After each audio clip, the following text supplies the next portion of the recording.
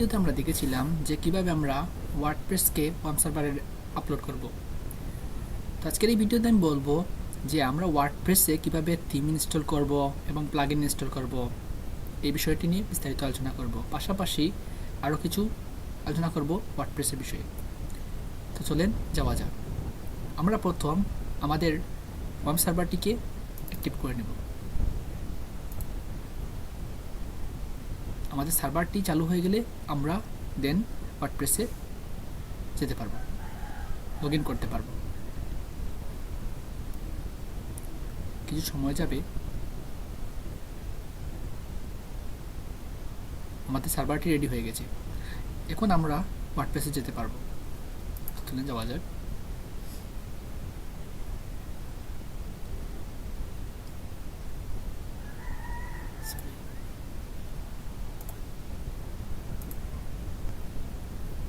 আচ্ছা, ঠিক আছে। তো আমরা ওয়ার্ম সার্ভার এই যে আমি এখানে রেখে নিয়েছি, আমি মানে এটার এই লিঙ্কটি এনে এই জায়গায় রেখে দিয়েছি যাতে সহজেই আমি প্রবেশ করতে পারি ওয়ার্ডপ্রেসে। এখানে আমি লগ ইন করবো, আমার পাসওয়ার্ডটি দিয়ে দিব, দেন লগ ইন। আমরা ওয়ার্ডপ্রেসে এসে গেছি। তো আজকে আমি বলবো যে কীভাবে আমরা একটি থিম ইনস্টল করব। প্রথমত আমি বলবো থিম কীভাবে ইনস্টল করব, এই বিষয়টি নিয়ে আমি আলোচনা করব। অ্যাপিয়ারেন্স থেকে আমরা থিমে যাব, এই জায়গায় না, আমরা থিমে যাব। থিমে গিয়ে আমরা এই জায়গায় আমি একটি থিম ইনস্টল করে রেখেছি, এক্সট্রা। আপনারা হয়তো জানেন যে এক্সট্রার অনেক পপুলার, বর্তমানে এক্সট্রা দিয়ে অনেক ওয়েবসাইট ক্রিয়েট করা হচ্ছে। তার অন্যতম কারণ হলো এক্সট্রাতে অনেক ফ্যাসিলিটি আছে, আমরা সেগুলো অ্যাপ্লাই করতে পারবো সহজেই। তো আরও থিম আছে, আপনারা যদি যে কোনো থিম ইউজ করতে পারেন। তো আমরা আরও থিম কীভাবে, নতুন নতুন থিম কীভাবে ইনস্টল করব, তাইলে আমরা যাব এইখানে অ্যাড নিউ। তারপর আবার যদি আপনাদের কোনো জায়গা থেকে কোনো থিম আপলোড করে মানে ক্রয় করেছেন, পারচেস করেছেন যে একটা থিম, এখন আবার আপনারা এখানে আপলোড করবেন, তো আপলোড থিমে যাবেন। আপলোড থিমে গেলে চুজ ফাইলে গিয়ে আপনারা যে কোনো ফাইল, মানে যেই জায়গায় আপনার ফাইলটি থাকবে সেই জায়গা থেকে ইনস্টল করতে পারবেন, আপলোড করতে পারেন। তো আমরা এখন দেখব যে আমরা নতুন একটি ফাইল ইনস্টল করব, আমরা আপলোড করব না। তাহলে আমরা এখানে লিখব ই কমার্স রিলেটেড একটি theme, e commerce related theme. আমরা এই যে এখান থেকে থিমটা ইনস্টল করে দেবো, আমরা সার্চ করব না, আমরা এই যে এখানে বহু ধরনের ইনস্টল থিম আছে, আমরা এখান থেকে একটি থিম ইনস্টল করব। চলেন আমরা এই যে এই থিমটি ইনস্টল করি। কিছু সময় যাবে,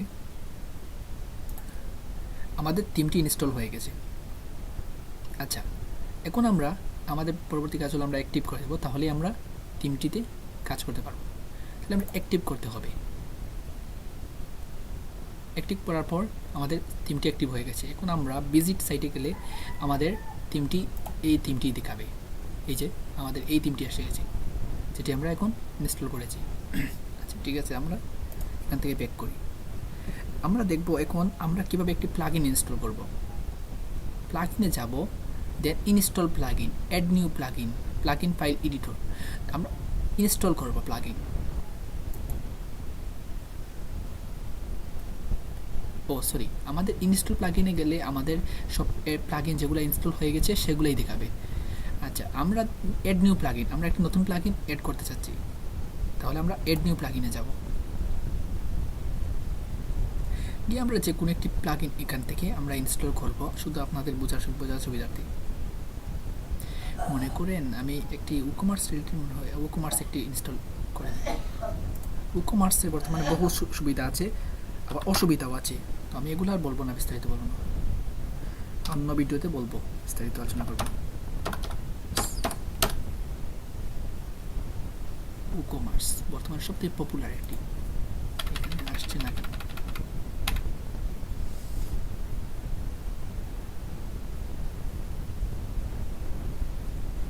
ওই যে উকমার্স আমার টাইপিংয়ে ভুল হয়েছে, এই জন্য আসেনি। টাইপিংটি সঠিক করে দিতে হবে। ইনস্টল করে দিই। ও, আমার এখানে ইনস্টল আছে নাকি? আচ্ছা, ইনস্টল করে দিই।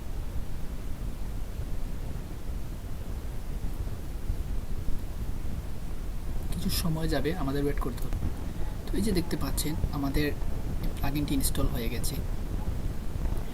আপনাদের আমি বলে দিই যে হয়তো আপনারা কনফিউশনে পড়ে গেছেন যে এখানে আসলো কীভাবে। অনেক সময় এই প্লাগইনটা অনেক বড়, যেহেতু অনেক সময় আপডেট ফেইল্ড হতে পারে। তো আপনারা আপডেট ফেইল্ডে আবার ক্লিক করলেই আপনাদের প্লাগইনটি ইনস্টল হয়ে যাবে। ইনস্টল হওয়ার পর দেন আপনি অ্যাক্টিভ করলেই আপনার এই প্লাগইনটি অ্যাক্টিভ হয়ে যাবে। প্লাগইন অ্যাক্টিভ করলেই প্লাগইনটি অ্যাক্টিভ হয়ে যাবে। যেহেতু অনেক বড়, সময় নেবে একটু। এরই ফাঁকে আমি আরেকটি কথা বলে ফেলি। আমার হয়তো একটু নয়েজ চলে আসছে, নয়েজ আসতে পারে, তো এই জন্য আমি দুঃখিত। বাইরে অনেক নয়েজ, সেই জন্য আসতে পারে নয়েজ। আচ্ছা, ঠিক আছে, আমাদের প্লাগইনটি কিন্তু ইনস্টল হয়ে গেছে। এখন আমরা এই জায়গা থেকে অনেক যেগুলো আমাদের অ্যাপ্লাই করা দরকার আমাদের ওয়েবসাইটে, যেটি আমরা একটু আগে প্লাগইন থিমটি ইনস্টল করেছি, ওই থিমে আমরা যখন থিম দিয়ে ওয়েবসাইট ক্রিয়েট করব, পাশাপাশি আমরা প্লাগইন দিয়ে ওই থিমে ডিজাইন করতে পারবো বা কোনো কিছু অ্যাড করতে পারবো। ডিজাইন নয়, কোনো কিছু অ্যাড করতে পারবো, যেমন প্রোডাক্ট বা যে আইকন আছে, পারচেস করার আইকন, পেমেন্টসের আইকন, এগুলো আমরা খুব সহজেই অ্যাড করতে পারবো এই প্লাগইন দিয়ে। তো বর্তমানে ওয়ার্ডপ্রেস একটি জনপ্রিয় এই জন্য যে সহজেই সব কিছু ক্রিয়েট করা যায়।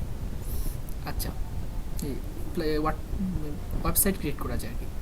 আচ্ছা, ঠিক আছে, এখন একটু আলোচনা করব যে পেজেস আর পোস্ট নিয়ে একটু আলোচনা করব। পেজেস কি? আমার এখানে এই যে এখানে লোড হচ্ছে, কিন্তু প্লাগইনটি অত্যন্ত বড়, সেই জন্য লোড হচ্ছে। এই যে দেখেন প্লাগইনটি এখনগুলো কিন্তু লোড হচ্ছে। আচ্ছা, এখন পোস্ট নিয়ে আমি কিছু আলোচনা করব। পোস্ট কি এবং পেজেস কি?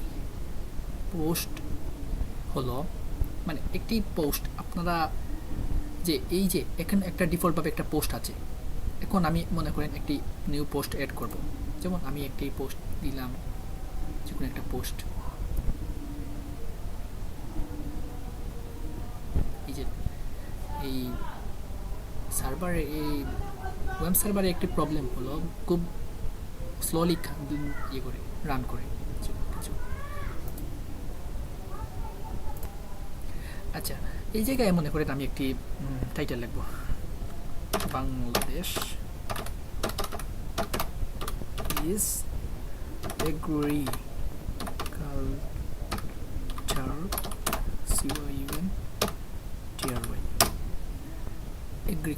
এগ্রিকালচার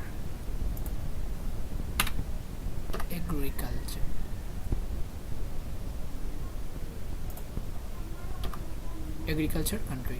এই যে আমি একটা পোস্ট এটা ক্রিয়েট করে পাবলিশ করলে দেন আমার একটি পোস্ট রেডি হয়ে গেল।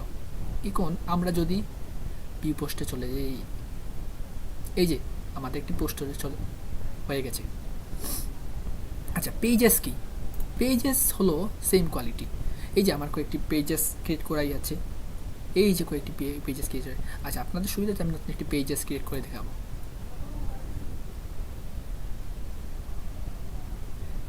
সেম পোস্টের মতো, মনে করেন I love my country, publish করে দেব। আমাদের পেজটিও ক্রিয়েট হয়ে যাবে। এই যে দেখতে পাচ্ছেন আমাদের পেজেসটি কোথায় চলে গেল। আমি মনে হয় পাবলিশে কোনো প্রবলেম হয়েছে। ও সরি, আসতে খেয়াল করিনি। ওই যে আই লাভ মাই কান্ট্রি একটি পেজ ক্রিয়েট হয়েছে। তো বুঝতে পারলাম যে পেজ আর পোস্টের মধ্যে তেমন একটি পার্থক্য নেই। পুরোপুরি বিস্তারিত দেখলাম যে আমরা কীভাবে একটি থিম ইনস্টল করবো, প্লাগইন ইনস্টল করবো, এবং পেজেস এবং পোস্ট নিয়ে আলোচনা করব।